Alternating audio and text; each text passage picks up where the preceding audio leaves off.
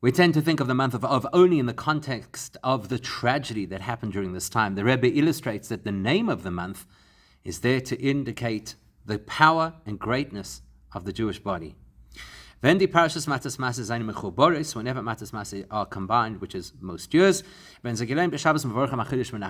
we'll either read them on the Shabbos that blesses the month of Av, or the Demershin Shabbos from Chodesh Menachem Av, or the first Shabbos within the month of Menachem Av. And seeing as we know from the Shara Kodesh, that all the parashas of the Torah are relevant to the particular time at which they are ready is moving. As the parashas Matos-Massei, so therefore we can conclude that the parashas Matos-Massei are not only related to the general period of the 3 weeks of difficulty for the Jewish people, but they have a special, unique link to the theme of Menachem Av. So to understand what that link is, let's first examine the name of the month. The Minig Yisrovas Torah he is, so Onrufen Dem Chedesh Bebrichas HaChedesh Menachem Av.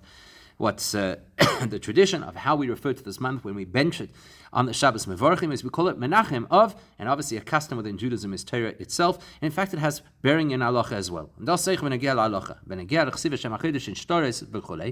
it comes to the halacha of how you write the name of this month in a formal document like a get, so the halacha is that even if you don't write Av, but you write Menachem Av, and even more than that,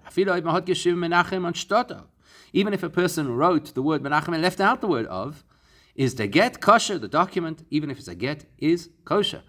Why is that? Because as it says in a sefer called Get Poshut, that it says that it's well known, the Chedesh Av Karlei Chedesh Menachem, that we also refer to the month of Av as the month of Menachem. Or Nochmer, not only that, but Yesh Negim, some people even have the custom as Bechsuvas and Shtaris, Shaiv Melchatchila Menachem B'mokim Av, that in a Ksuba or even in other documents they don't even write Av, they just write Menachem as is.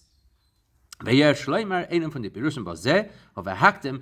to understand why Menachem is an acceptable name for the month which is actually called Av, let's analyze where the names of the months came from. Amar Razal, the Gemara Yerushalmi tells us that that the names of the months of the year came with the Jewish people when they returned from Golus Bavel. So the commentaries explain as alle shemes hachadoshim zanikin lishoines beloshen hakedesh not lishoin kastim shmeis parsim. So there are commentaries that say that actually the names of the months are not Hebrew names, but they're names from the Babylonian languages. About Pizever and Kamakushis, which raises certain significant questions. First of all, we find that there are many places where our sages analyze the names of the month and give us lessons from them, like Nisan, which is associated with Nisim, or as we famously know, all the Rosh Hashanah associated with Elul. And the interpretations that they give are the meaning of the name in Lashon HaKodesh, like Nisan, from the word Nes, or as we're about to see of.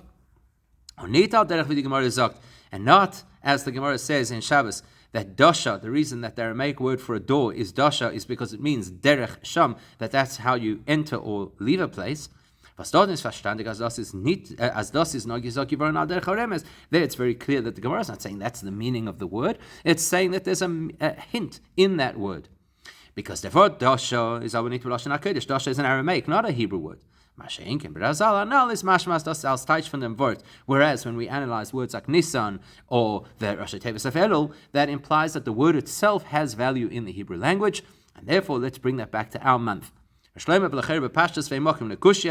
And so therefore we should say, how is it possible that there's all these analyses of the months of the year if their names came from Bavel? It's because they came from Bavel, and not, as people misinterpret, that they're Babylonian names, or sometimes people even say worths.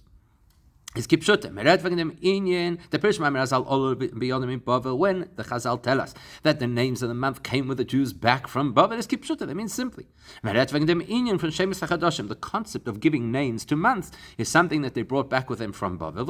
And that's where it starts and ends. Das heißt, as the kesher fundem Wort mit dem Chedesh, the link between the name that is chosen and the month that is chosen for, as far as Zayin Shem, which means it now becomes the name of that month, is Nischadesh V'Adam Bavel. That concept came from Bavel. Prior to that, it was the first month, the second month, etc., as we see in Torah. But the intention of the Chazal was not to tell us that the name is a Babylonian name that the Jews adopted. And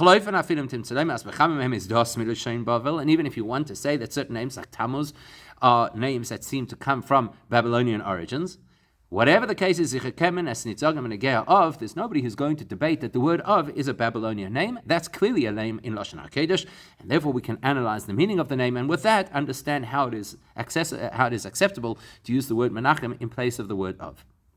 Most importantly, seeing as these are names that the Torah uses, our Chazal use these names. So therefore, definitely, whatever the name means in Lashon HaKodesh is relevant to understanding what the month is all about. Especially in our context, in the nomen Menachem of, we're going to concentrate on the word of. As the nomen of hat and pirish from the word of Lashon HaKodesh, when we use the word of referring to this month, it has the normal translation of in Lashon HaKodesh, a father. Now, if it is a father, then then the way that we construct the name of the month, which is as Menachem of, the comfort of the father, hat and pirish as is Menachem dem of, then implies that we are giving comfort to the father. And if we're talking about the Jewish people, who is our father? Avinu Shabashamayim, the Eibishter. In other words, the name implies that we are going to console the Eibishter, so to speak. And just to show grammatically how this is the right way to translate it, of Menachem, had we called the name of, which is its original name, and then pegged on the word Menachem, as thereof, then the implication would be that our Father in heaven consoles us. But because we changed it and we said Menachem to comfort of the Father, that implies that the Father is the one receiving the comfort. Like we see in the davening on Tisha B'Av, where we use the expression Menachem Tzion, where first you have the verb and then you have the subject of the verb, Menachem to comfort who Tzion. Was meant as sin is misnachemes, the Eibush is Menachem Tzion, so there very clearly it means that the Eibush is going to console Tzion. Likewise, Menachem of means that we are somehow going to comfort the Eibush, which is a great concept. We have to understand how it's possible. That is similar to the Gemara in Brachos that tells us, as the Eibishter Zok, that the Eibishter says, Ma leila of shehigles bonav, how much pain is there for the father who had to exile his children. And then it continues, and woe to those children who were exiled from their father's table. Therefore, because the Eibishter is kava yochel in pain, is menem kva yochel menachem, so we, so to speak, comfort Hashem. What does that mean? How do you comfort Hashem? We'll explore. But first, we're going to see that is the link between the month and the parashas that launched the month, Matos-Massei. So the parashas Matos-Massei, now that we understand that the theme of Menachem Av is us giving comfort to the Eibishter, you can see how it links to two significant themes in the parashas of Matos and Massei. Because that principle, as the Nechama was erwünscht sich in dem Chodesh, the fact that a Jew senses that the comfort that we're wishing for in this month is nicht nur a Nechama für sich. It's not just for ourselves. We need comfort. It's primarily us sharing comfort with our Father, Avinu Shebashamayim, which is the Eibishter. That theme is Mudgash Sayin Parshas Matos and Sayin Parshas Massei in both Parshas Matos and Massei. In Parshas Matos wird erzählt, wie der Eibishter hat angesagt Moshe Rabbeinu von Mechemes Midian. So Parshas Matos reviews how the Eibishter instructed Moshe Rabbeinu to take the Jews to war against Midian. Okay, how does the Eibishter propose it to Moshe Rabbeinu? You have to take vengeance against the Midianim on behalf of the Jewish people. But when Moshe Rabbeinu then transmits that message to the Jewish people, he says it differently. He says this is revenge for the Eibishter against Midian. Steht in Sifri, so the Sifri explains. As Moshe hat gesagt Eden, that Moshe told the Yidden, this is not a human war to take vengeance for us that we were harmed by these Midianites. Rather, we are avenging the Eibishter, the creator of the world. So that shows you that the theme in Parshas Matos is we're doing something to kavayachel, comfort or satisfy the Eibishter's or protect the Eibishter's dignity, so to speak. And likewise in Matos-Massei, where it talks about the Orei Miklat and the fact that you don't allow a murder, even if it is an unintentional murder, to go unpunished. But the pasuk says, that we shouldn't defile the land in which Hashem dwells. And then the pasuk continues, because I, Hashem, dwell amongst the Jewish people. So the priest tells us something which we know quite well, that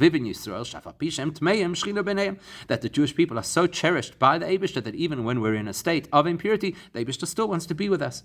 And we're so cherished that wherever we are exiled, the Shekhinah accompanies us. And when we return back to Eretz Yisrael, Mitzvah Hashem very soon with Mashiach, so that brings the Shekhinah back as well. Das heißt, in other words, that the Sifri is describing based on this pasuk that Golus is not only experienced by the Jewish people, but the Shekhinah is also in a state of exile. Over Meile is the which means that if we are redeemed, the Shekhinah is redeemed.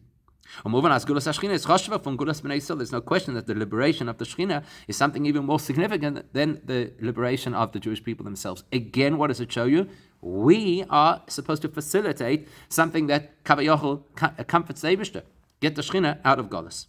So that's the theme of Menachem Av, and that is the theme of these parashas. There's the link. We have to understand, though, how does this work? In the Menachem Menachem Av is Mudgush. When you listen to the words Menachem Av as the name of the month, which is really beautiful because we're saying that we're going to bring comfort to Hashem, but it sounds like something's missing. Is Mudgush blazed in a Chama Farin Av? It's only emphasizing that the Eibishter will be comforted. And there's not a word that even hints at the fact that we'd be comforted, we the children. And even so, it has no mention of our difficulties and suffering, yet we all refer to the month in this way. It makes no sense. If we were dealing only here with the greatest of tzaddikim, where the entire focus of the Avodas Hashem is only for the Eibishter's sake. And they pretty much don't think about themselves. They don't even think about their own opportunity to cleave to the Eibishter, just whatever the Eibishter wants. Then it's verstandig, as by say, in them, then it would make sense that for them, the experience of Golus is the fact that the Shekhinah is in Golus, and that's what they want to resolve. And then it would be appropriate for them to speak up about the month in the context of bringing Nechama to the Eibishter. You know what? Even not that highest level of tzaddikim. Even if they're Yidden who are not at that level where everything they do is only directed towards the Eibishter. But there are people who are still sensitive to the fact that the primary issue of Golus is that there was spiritual devastation, which is that we cannot go to the Beis Hamikdash, we cannot show the absolute bittul that was around in those days. Which means that there's a lack of revealed godliness in the world, and therefore a lack of godliness within the experience of our own souls. So therefore they have to focus, and therefore they're motivated to focus in their Torah learning, in their davening, which is the replica of the concept of Ishtachvis, to bow to the Eibishter. Okay, so maybe they could be sensitive to the idea that Golus is about the pain for the father, and therefore Geula is Menachem Av, to bring comfort to the Eibishter. At the very least, they could be sensitive to the fact that we're going to comfort that piece of Eibishter that lives inside of us, called our Neshama. So they can be sensitive to the fact that Geula means freeing my own Neshama, which is the piece of the Eibishter which is in me. Okay, so they could refer to it as Menachem Av. But what about everybody else? How could we suggest that every single Jew, in whatever physical or spiritual state they might be in,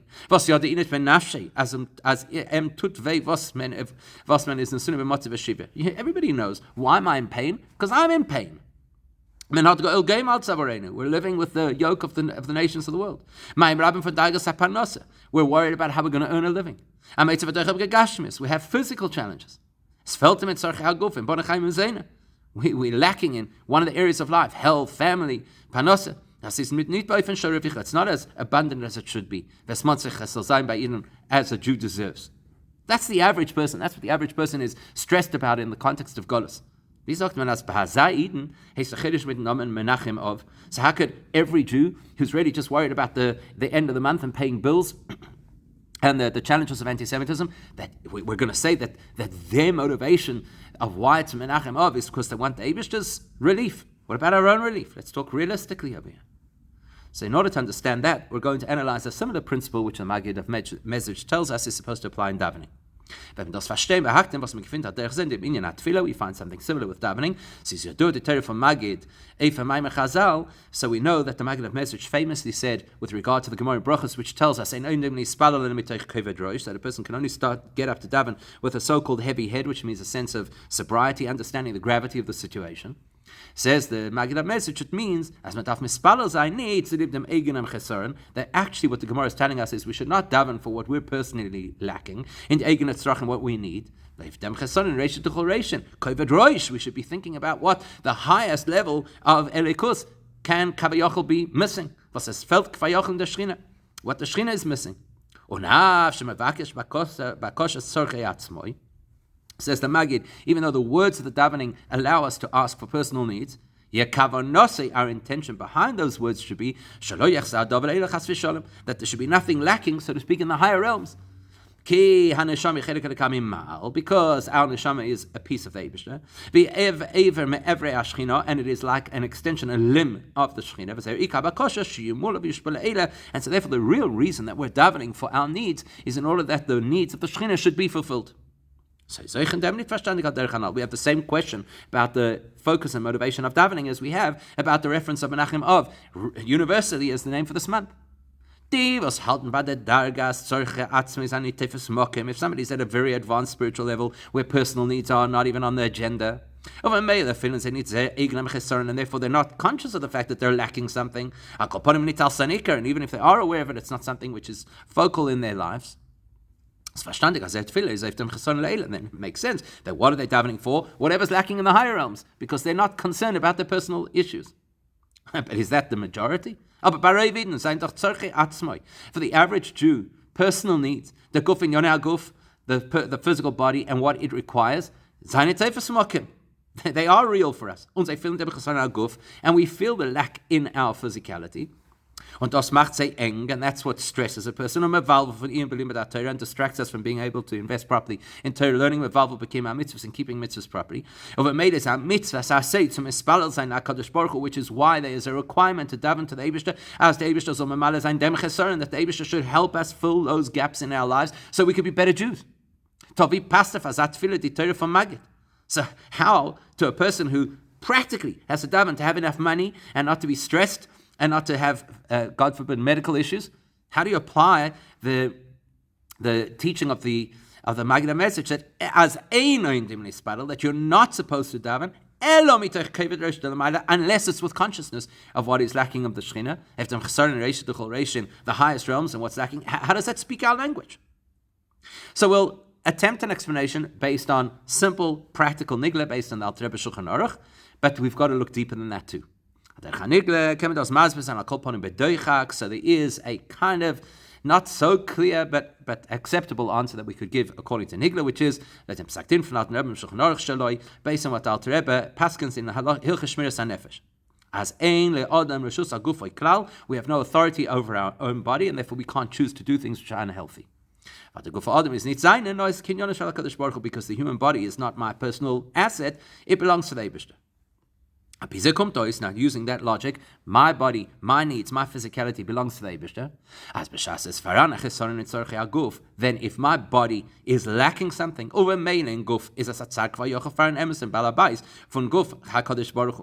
if my body is lacking something and I feel pain, then the so-called owner of this body is also sensitized to that pain. In other words, the Eibishter, so to speak, feels the pain of my lack. Und der Pfarrer ist considering it, so then there's no contradiction. It's not a contradiction that I'm davening for the Eibishter to fill in the things that I need in my life, salary, health, etc. And simultaneously, I could be focused on the fact that the higher realms, the Shechina, should not be lacking. Because the fact that I'm davening that I should have the things that I need is it's not simply because I am such an important person and I dare not have things lacking in my life. No, but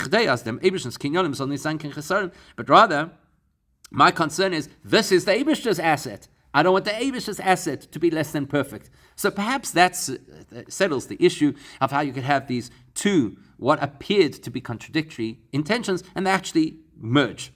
I'm caring about myself because what I am belongs to the Eibishter and it has to be in good nick. But it's a good explanation, but not good enough. Val for two reasons. First of all, First of all, listen to the language that the Magid used. He said, it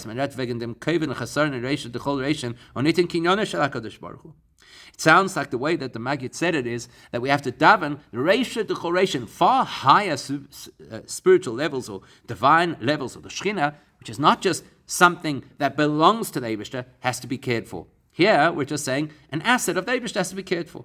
Seems to be missing the mark, not giving us the full picture. And as we know, the Rebbe frequently teaches us, because the revealed and esoteric parts of the Torah are a single Torah, as the Zohar calls it, the neshama and the body of the same Torah. They cannot, obviously, the Nigla interpretation and the Nister interpretation cannot conflict. Now, here, it looks like a direct conflict. As the Teichen in Atfila vidas alpin Nigle is hefech therefore vidas leiteres hamagidana. It would appear, if we're going to go with our explanation, which is because the body is the Eibishter's asset and therefore it deserves to have everything that it needs and it certainly shouldn't be lacking, that seems to be actually the opposite of what the Maggid HaMezritch is saying. Because in Nigle state, as the mitzvah say from Tefillah is, according to Nigle, what is the mitzvah of davening? As when a man felt as im felt epis. When a person feels, I am lacking, then you have a requirement to ask the Eibishter to fill in that lack. So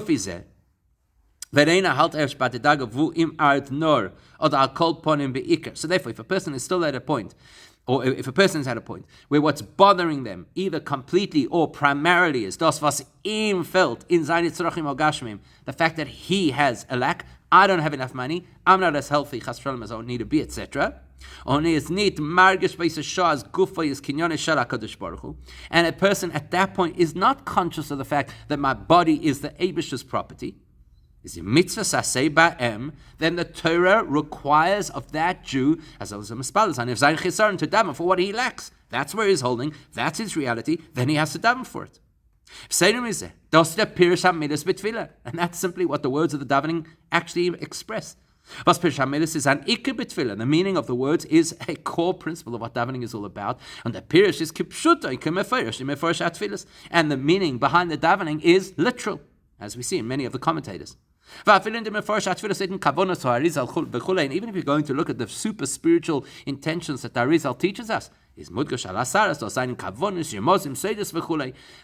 Arizal says clearly that this is a deeper intention, it's something which is hinted at, it's the secrets of the davening, it's not the pshat. Pshat is, if I need money, I need to daven for money. So that's according to Nigla. Whereas when you look from the perspective of Nister, as taught by the Maggid HaMezritch, in Maimer,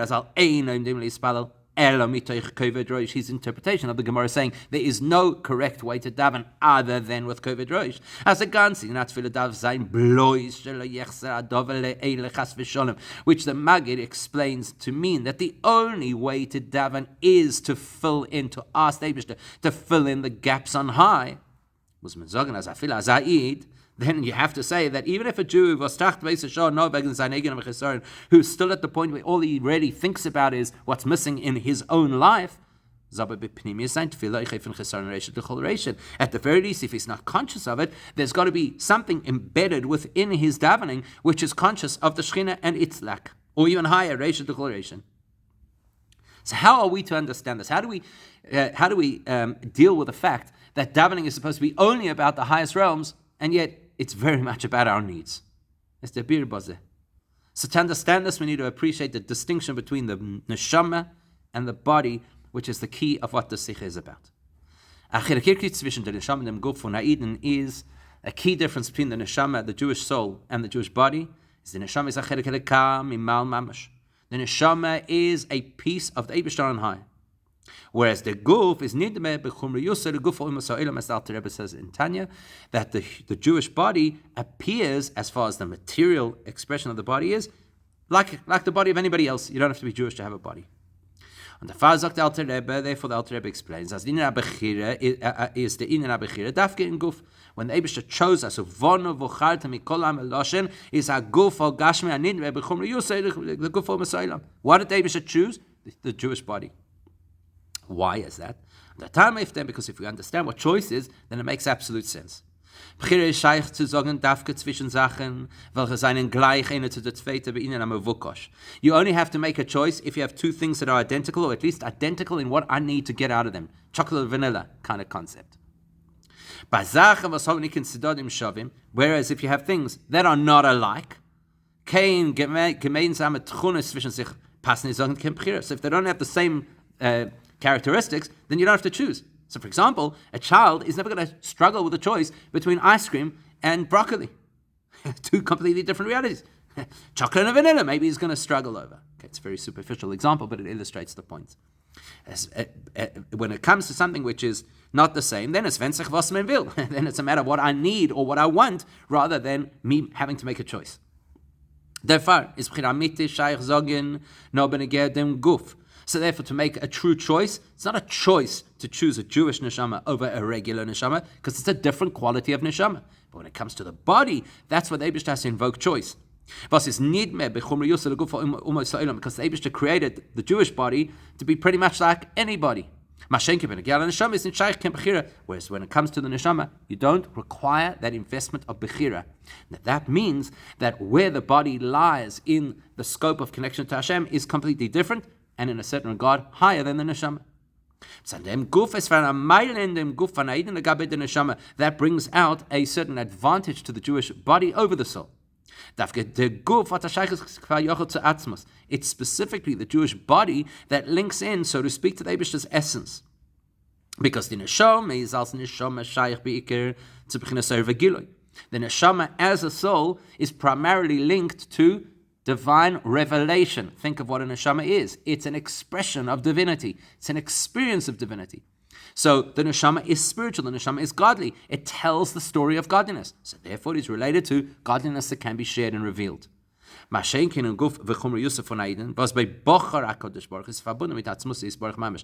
the body, which doesn't exude any obvious holiness and divinity, yet the Eibishter chose to make it special, that links into the Eibishter's essence, which is not bound by how glowingly spiritual something is, but he chooses because he chooses.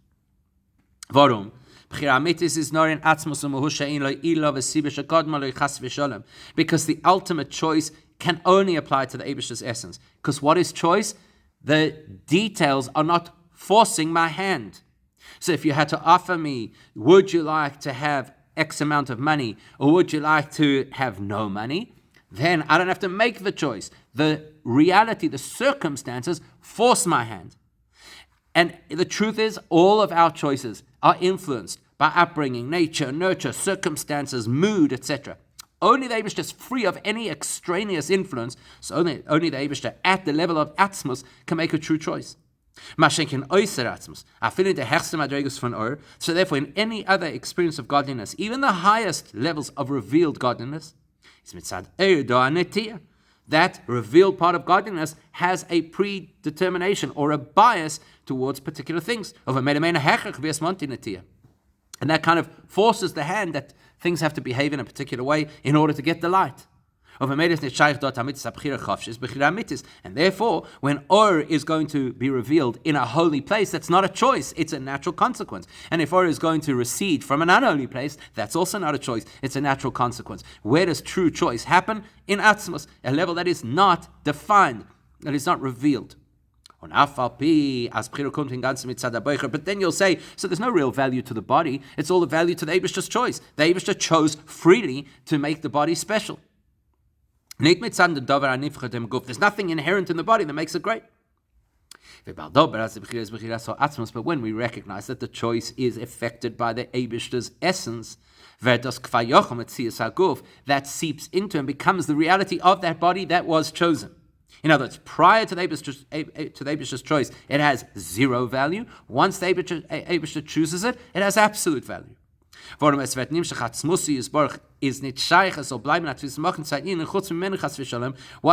has invested his essence into something, into the choice of the body, that now does not allow the possibility of anything else to, so to speak, come in and hijack that value and that holiness.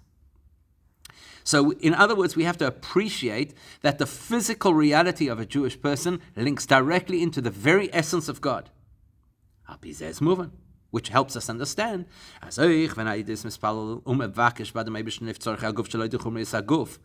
Jewish person is asking for personal, physical needs, ist das nicht bis Magid, that is in no way, not only is it not in conflict, it's not even different to what the Magid is saying, that we have to daven for the Shechina to have, or the Reisha to Chol Reishin, to have what it needs. Was es fällt in Reisha to Chol Reishin, noch va'adrabe, to the contrary. Davgin dem, was es fällt in Gufal Gashmi von Aidin. If there is something lacking in a Jewish body, in a Jewish physical experience, hunger, anxiety, lack of money, health issues, etc., that does rear it on, that impacts not only godliness, which is tangible, accessible, revealable, because those would be impacted if the neshama was lacking something. Then the light in the world would be lacking. It's specifically when the body doesn't have what it needs, that's when Reisha D'chol Reishin, the highest of high levels, is going to, so to speak, feel a lack. In because the Eibishter's essence chose the body and therefore invested in the body, the Eibishter chose to allow the body to, so to speak, have an impact on it. So therefore, practically, when a Jewish person feels something's not right in my life, and their response is on das bringt them to mispalel zayin HaKadosh Baruch Hu, rather than just to run off to the therapist or mope around and feel depressed, the person turns to daven to the Eibishter. Is das bipnimius v'amitis mitzadem? Why is that? Deep down, was pnimius filt amitis inyanoi. That is because intrinsically the Jewish person is conscious of their own reality and truth, which is Bechiras Ha'atzmos Vos in Gufo Gashmi Dafka, that my body is linked into the Eibishter's essence because he chose it. And that's why when I have a problem in the body, I turn to the Eibishter. And the Far sagt man jeden Eden, and therefore we are happy to tell every Jew in whatever spiritual or physical circumstance they're in, there's no way to daven other than with the consciousness of Reisha D'chol Reisha. As by him ken dos sein, over made a dav dos sein. That is an awareness that you are capable of having and therefore required to have. It could even be your conscious focus when davening. As das was bert tzrochov, kel tzrochov agashmin. The fact that I'm asking for my physical needs is weil es fällt vayochel in dem mimal mamish. It's because there's something now lacking in the highest of the high, dem atzma shebeik vayochel, so to speak, the Eibishter's essence.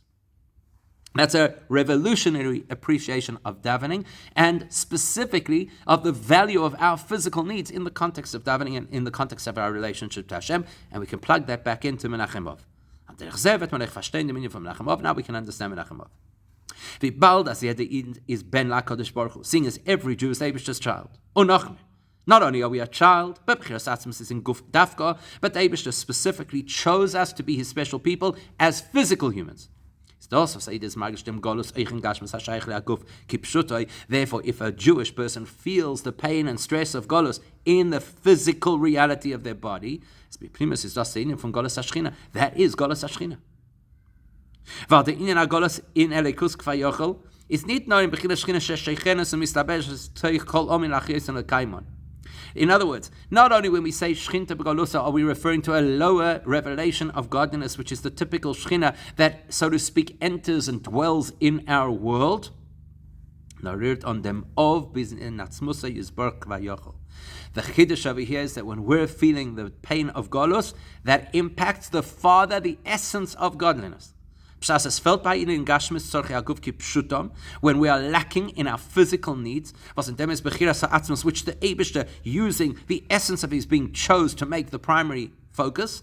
That, so to speak, creates a sense of Golus for the Eibishter, for the Father. And that's why we can go back to the Sifri, which we originally quoted in part and now quoted in full. So there it says, everywhere the Jews went into Golus, the Shechina accompanied them, and when we return, the Shechina returns as well. Mitirais from Psukim, and then it brings all kinds of proofs from Psukim. Then is a Mamshech, the Sifri continues. Rabbi explains, he has a parable to illustrate the point. A king who said to his servant, if you're looking for me, I'm with my son. Anytime you're looking for me, I'll always be by my son. And he quotes the pasuk in Achrei that that's what it means. The Eibishter says, I dwell with the Jewish people within their impurity. So Rebbe's addition to the conversation doesn't seem necessary. Was is Rabbi Moisif if the raid for Rabbi Nosson? What's Rabbi adding that Rabbi Nosson didn't already tell us? As Chavivim Yisrael, that the Jewish people are cherished, and therefore wherever we go, the Shechina is with us. When we return home, the Shechina comes back. Doesn't that illustrate the point that the Eibishter is with us always and in all places? Now, the Chelek between the two mandamas is the distinction between Rabbi Nosson and Rebbe's perspectives is as follows. Rabbi Nosson oimer chavivim Yisrael. Rabbi Nosson emphasizes the fact that we're beloved to the Eibishter.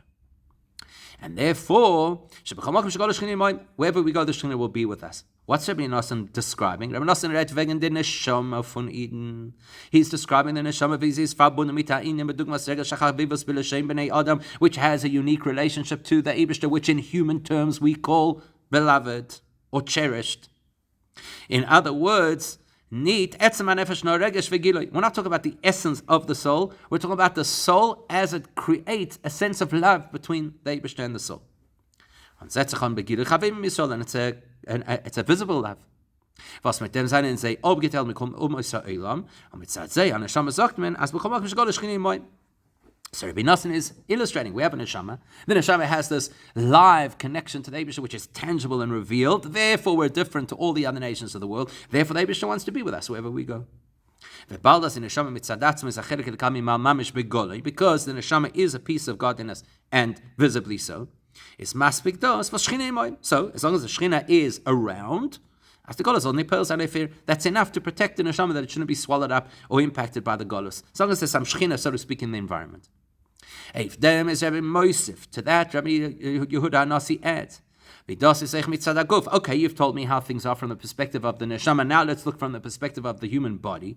And the Rebbe brings that the mashal, for which reason he quotes a parable. He tells the king tells the servant, if you're looking for me, harini eitzel b'ni, I'm by my son. Calls mashatum avaksheni, harini eitzel b'ni. Anytime you look for me, that's what I'm going to be. Inside the shmutz, I'm there with him.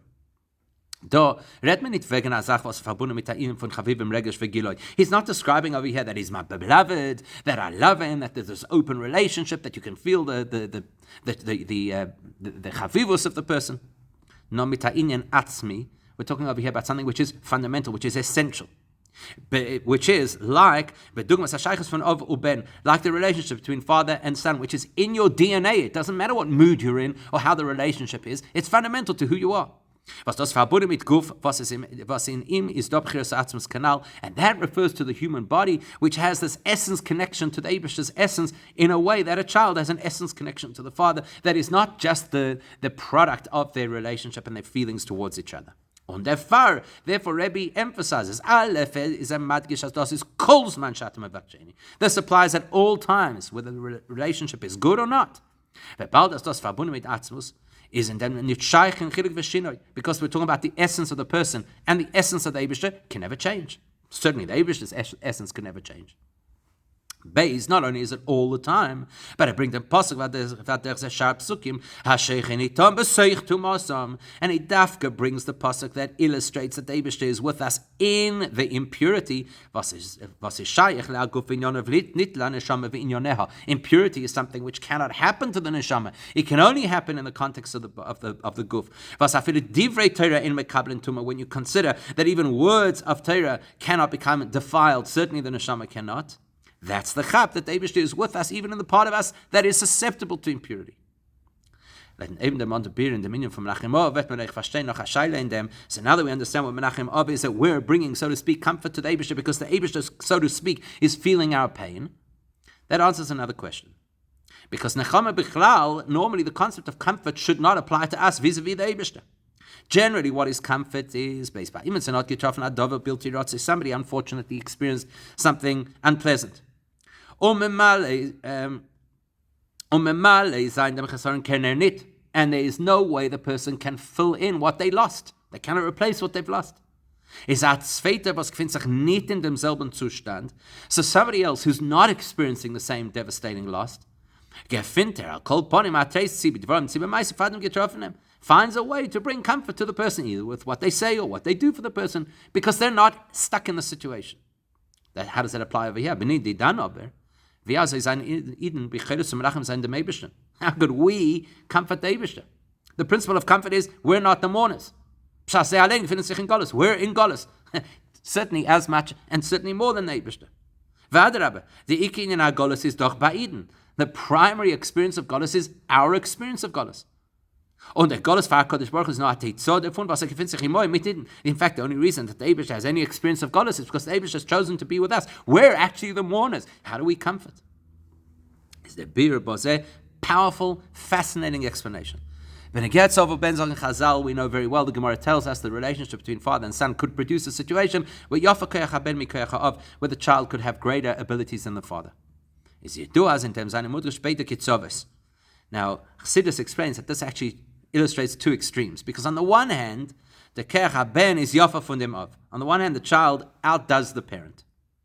Oleidach is das Gufa, the Yafa kommt mi Koyach HaAv, Fundim Av. And yet the expression is that Yafa Koyach HaBen, the greatness and the abilities of the child, come from Koyach HaAv, from the father's potential. So it's kind of a paradoxical reality. Because we understand whatever the child has comes from the parent. But because the child is derived from the core, from the essence of the parent, the DNA of the parent, not just the revealed attributes of the parent, that's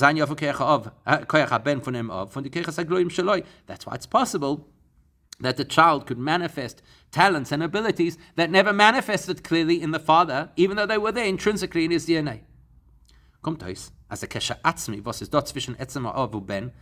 That shows that where do you really see how deep the connection between father and son goes, how deep, how much the relationship of child and parent is to the essence of the person, is nikir in them.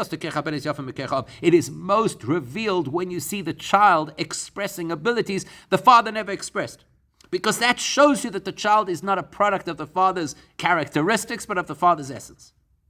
Now, whatever happens here on earth is purely a reflection and a result of how things are in the higher realms. This too. This principle that there is an advantage the child has over the father, and that derives from the essence of the father. So the fact that that's how humans are is a reflection of how it is on high. That there is this relationship of us having, so to speak, an ability that even, so to speak, the Eibishter doesn't have. How could that be possible? Because as a human Jew living in a physical reality, we are expressing the Eibishter's essence. That means that the essence of the Eibishter is accessible in us and not in the higher spiritual realms. Even at very high levels of revealed godliness, it's giluyim, it's revealed godliness, it's not the Eibishter's essence. That's why Jewish people living in the human form, actually access and express the Eibishter's essence in a way that actually brings comfort to the higher revealed dimensions of godliness. As we know, the famous story in the Gemara in Baba Metzia of Egolei, as David sagt, nitzchuni bonai nitzchuni, after the famous debate, Torah loy bashomayim he. So they asked Eliyahu Navi, what did the Eibishter say at this point, where they were able to determine that halacha is defined here on earth in the famous debates with Rabbi Eliezer. So he says, nitzchuni bonai nitzchuni. The Eibishter said, my children have overcome me, and it was a tremendous nachas, that my children have, so to speak, been victorious over me, meaning that atzmus, as invested in the human Jewish experience, is even greater than the Giloim in Lamaila. Now, when we consider that the entire month is called Menachem Av, that means that whatever this Nechama means starts not only as we all expect once Tisha B'Av is over, when we start the Haftarahs that show comfort for the Yidden, but the month Menachem Av starts from day one, therefore the power of the Nechama is there from day one. Because as we've seen, we are the ones who generate the Nechama through our actions. When we behave in a way that is against Chatoinu, which was the cause of the Golus in the first place. Especially when Av enters the Anhagas Bekeshet Zuchur Beis HaLekeinu, we have to follow certain protocols to honor the fact that the Beis HaMikdash was destroyed. By following these protocols, we weaken the impact of the Golus of Av, and we bring the restoration of the Beis HaMikdash closer. That's why there are new halachas that apply in the beginning of Av. Not because we're supposed to be mourning and feeling the pain only, but because these are dinim that help us mitigate the Golus and get rid of it. And generally speaking, in Chodesh Av, we're supposed to add in our Torah learning and in our Avodah, which includes the things that we have to reduce during the course of the first days of Av, and the things we have to increase. We have to add more Torah learning, because as David HaMelech says in Tehillim, the Eibishter's words bring simcha, appropriate simcha in Av. Especially our minig as in other places, that during the 9 days from Rosh Chodesh Av to Tisha B'Av, and the Rebbe says even all the way to Tu B'Av, we should make siyumim on Gemaras, which turns the day into a day of celebration. Generally speaking, we should be completely invested in extra Torah learning, which brings us joy. As we know, this is the time of the year that we're supposed to be learning the halachas regarding the Beis HaMikdash. The Beis HaMikdash, its architecture, etc. Is binyan beis in it bottle. We're told that when we're learning about the Beis HaMikdash, then the mitzvah of building the Beis HaMikdash is not on pause. The Eibishter considers it as if we're building the Beis HaMikdash. With all of that, with our efforts, we bring, so to speak, Nechama to the Eibishter, including that the word Vayinochem Hashem could even mean that the Eibishter, so to speak, regrets the Golus in the first place. The Eibishter get arois namin from Golus. The Eibishter will take us out of Golus and build the Beis HaMikdash Ashlish Mikdash Adna Kenu Yodecha, and he'll build the third Beis HaMikdash, as the pasuk says that the Eibishter will establish the third Beis HaMikdash, and that should happen b'meira v'yomeinu mamish, immediately now.